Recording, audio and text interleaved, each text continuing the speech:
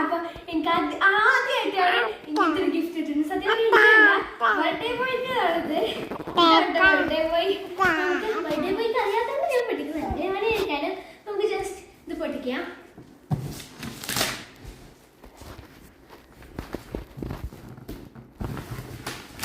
Birthday ബോയെ പൊട്ടിക്കാനായിട്ട് നോക്കുന്നുണ്ട്.